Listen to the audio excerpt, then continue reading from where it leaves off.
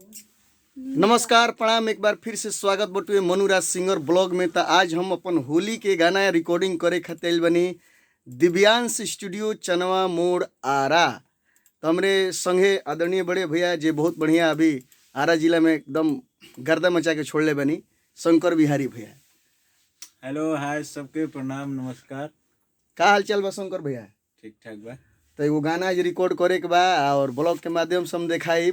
हालांकि म्यूजिक ना बजावा इनके कहे से कि जान तनी कॉपीराइट के झमेला चलत टुए, तो कॉपीराइट आ जाई तो हमारे चैनल पे स्ट्राइक भी आ जाई। तो ब्लॉग थोड़ा थोड़ा साइलेंट भी रही तो वह सब हमारे के माफ़ करब, और लेकिन एंजॉय करे के बा। और हमारे संगे भोजपुरी के उभरती कलाकार और रितेश पांडे से लेके कई कलाकार संगे संगत हो रहा बा अब लगातार। आइए सृष्टि जी। हेलो नमस्कार प्रणाम, आप सबको कैसे हैं आप लोग? उम्मीद करते हैं अच्छे ही होंगे। और सृष्टि भारती जी के संगे लगातार हमारे गाना रिकॉर्ड हो रहा बटुए। अब होली भी बा और वो सब सुन लो, हम नाच रहे नचनिया कूदी कूदी बढ़ल बा भाव तो उतार दिए सारा जिला के लड़का कबार दिए सो। ओकरा बाद बहुत सारा गीत हम मने लागत कि बहुत यह संगे लगातार अभी हम गाने गावतनी। और साथ में वही जोड़ी राम बलिराम के जोड़ी सुस्त पिलियर सौ गो बेर कहले तो एगो गीत लिखी ले छाट के। अभी फिलहाल यहाँ के गाना पूरा मार्केट में रिस्पॉन्स आ रहा बा, जहाँ तहाँ से फोन है। खाली 25 बरी से ज़्यादा उम्र के आदमी हमारे फोन करता रहे। वो आदमी ना हमें तो शादीशुदा खाली भैया आदमी फोन करता रहे, नवजुवक आदमी फोन नहीं करता रहे। पर सृष्टि चलता। अच्छा, तो गाना के बोल बटू कि जगह पर पगहा बाहन के जा, यहाँ के गीत लिखले बनी अजय यादव फौजी भैया। और बहुत मने होली भी जबरदस्त लिखाइल बटुए। और वो सब होली के इंतजार करी, लाइन ना बताई कहे से जानता नहीं वो सब की चोरी चमारी कितना बढ़ गई बा भोजपुरी इंडस्ट्री में। डकैती होता, चोरी होता कहाँ। तो अभी लाइन ना धरम, ब्लॉग के माध्यम से दिखाई। और हमारा संगे आज स्टूडियो में बहुत बढ़िया बढ़िया कलाकार भी उपस्थित बनी। आई गोलू भैया, आई हेने हेने हेने।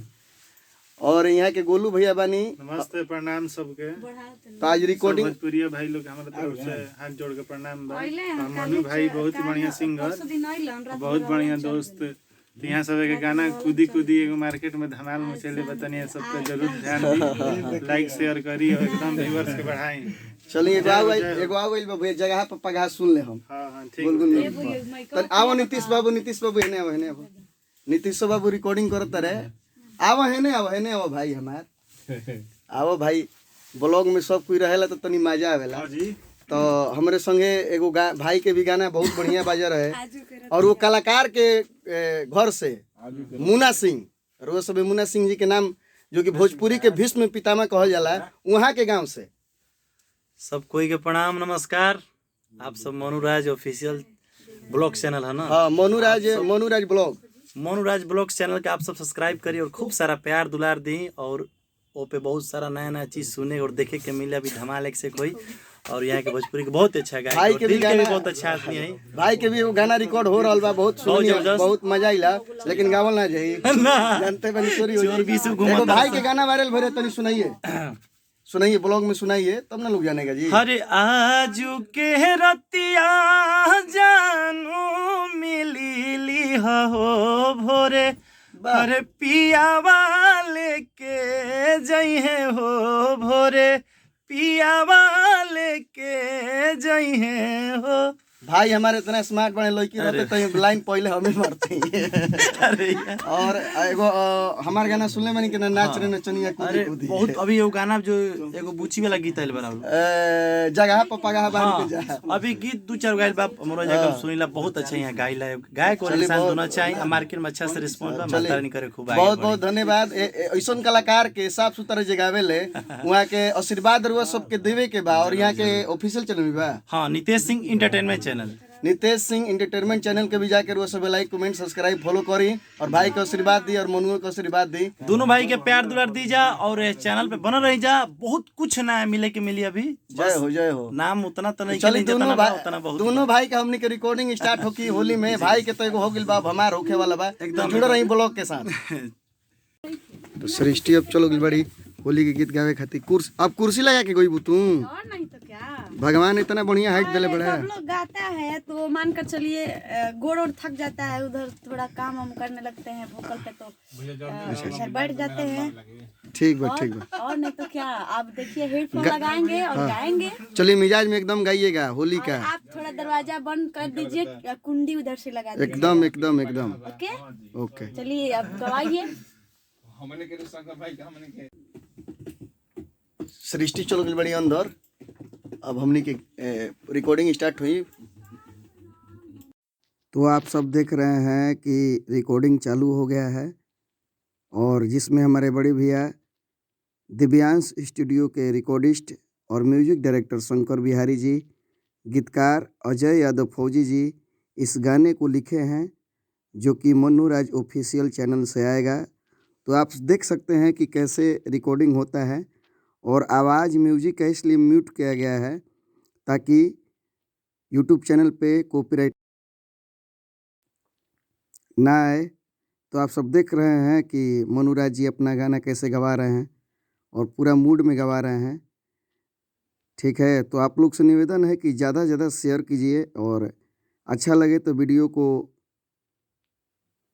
लाइक कमेंट और सब्सक्राइब ज़रूर करें। तो आप देख रहे हैं कि कैसे रिकॉर्डिंग होता है। तो देखिए कैसे रिकॉर्डिंग हो रहा है। सृष्टि भारती जी हैं ये, और इनके साथ बहुत सारा गाना आया है मन्नू राज जी का। तो जुड़े रहिए ब्लॉग के साथ, बहुत कुछ देखने सुनने को मिलेगा आप लोगों को। और ये स्टूडियो का लोकेशन है, बहुत मस्त लोकेशन है, दिव्यांश स्टूडियो चनवा मोड़, जो कि आरा में उपस्थित है। तो जुड़े रहिए ब्लॉग के साथ। तो होली के गाना हमने के रिकॉर्डिंग हो गई। कैसन गाना बा सृष्टि? वो होली का गाना जो है आएगा ना जब, तब एकदम बवाल मचा देगा। और गाना इतना मस्त है, बेजोड़ है कि आप सब वो गाना के सुने जा, प्यार दुलार आशीर्वाद देव जा, ज्यादा से ज्यादा वो गाना के सपोर्ट करें जा कि गाना एकदम ब्लॉकबस्टर होगा, एकदम आग लगा देवे। शंकर भैया राउरा गाना ही कैसा लागल? गाना एकदम मस्त बा और उम्मीद बा कि सृष्टि बहुत अच्छा गइले बाड़ी। तो अब हम खाली हमारे नहीं भावे के बा। हाँ, उम्मीद बा कि बहुत बढ़िया गाए। और तो चलिए हम अपन अभी लाइन गोइले नहीं खी। हाँ, और ये मन्नू राज ऑफिशियल चैनल से है, यानी कि खुद के अपन चैनल बटुए। बहुत अच्छा गाना बा, आप सब सुनब, डीजे बजा के एकदम गर्दा उखाड़। एकदम लफोइए गीत भाई, एकदम झाड़ के बजावे के भाई भाई बना रही।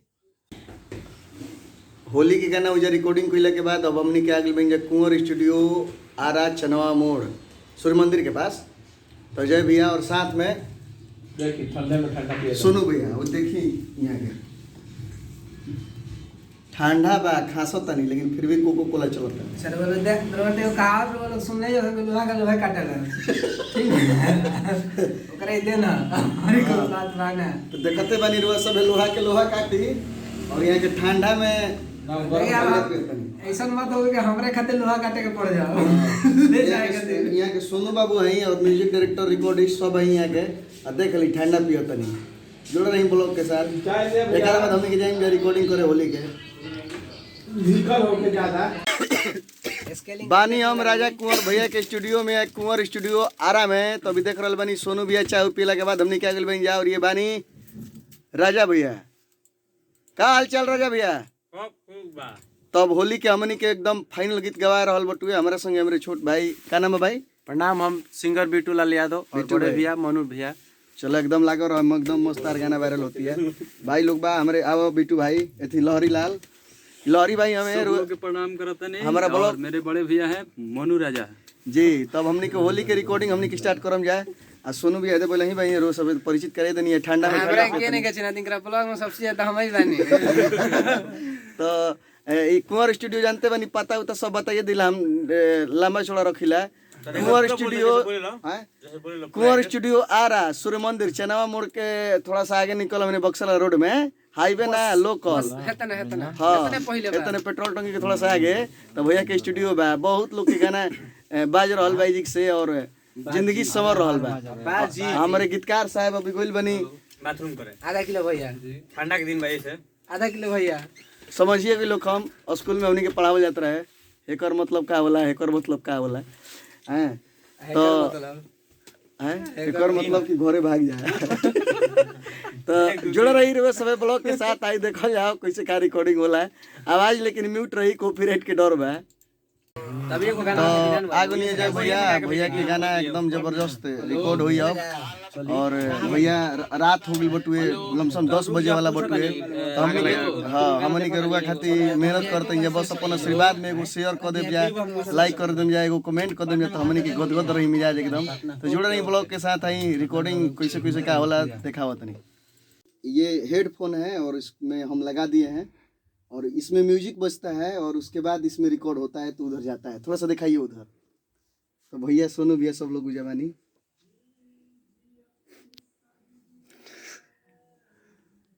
बोलते रहिए आप। तो देखिए अब जुड़ा रही ब्लॉग के साथ। और अब हम गाना गाइब, तो गाना गाइब तो कॉपीराइट आ जाई, यही चलते हम म्यूट करके रख ले बनी। चलिए जुड़ा रही भैया।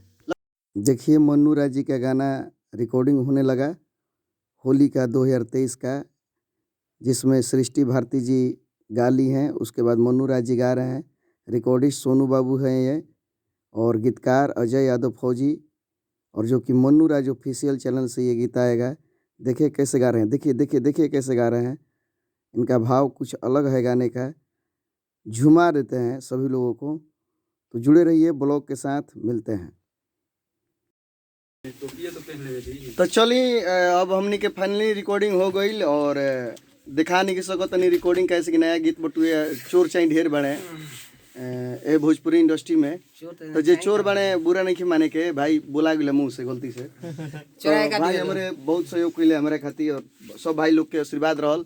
राजा भैया के बहुत बड़ा सहयोग रहा। गाना आवेला बा होली के, हाँ। बहुत मेहनत भइल बा जी। और देखे तनी 10:30 हो गइल बा हाँ। और मिजाज में गोले बड़न प्रयास।